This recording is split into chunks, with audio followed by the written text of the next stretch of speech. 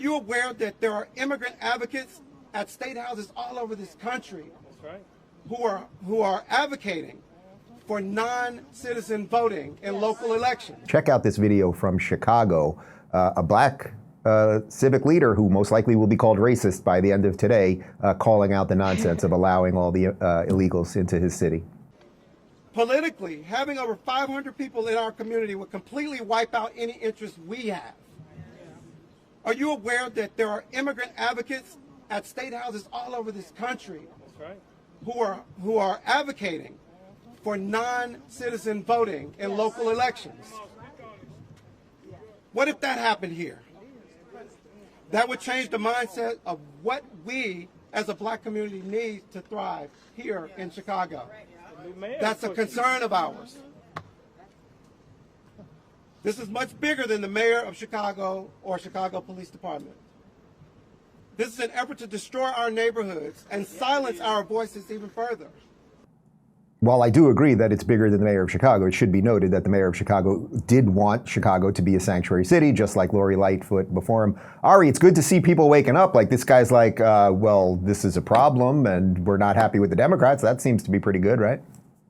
Yeah, just 8 years ago, you had people like Bernie Sanders that actually had a good way of thinking about immigration, and they realized the more people that they let into this country, the worse it is for American workers, the more opportunities there are for these massive corporations to find people that are just willing to work for less.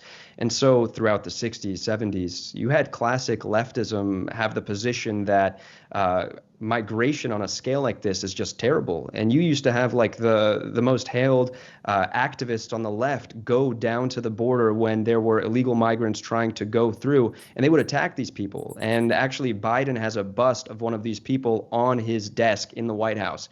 So he's clearly turned away to the people and how they thought, even those leftists back in the day. And I think that a lot of people actually will be changing their minds as soon as they see the complete shock here. There was a chance in America that all of this crazy migration chaos would have just been limited down to the border states. But when that all changed with Greg Abbott that decided to fly everybody and bus them to the sanctuary cities, he made the problem affect everybody the way that it should have been. And so he's changed the game here, and I think people are going to realize really soon it's time for a change. Mayor Adams is now constantly fighting with the Biden administration. So is pretty much every mayor in the cities. They're trying to get more money so they can do something about this and really just put a stop to it. So, yeah, people are waking up right now. I think they're going to continue to.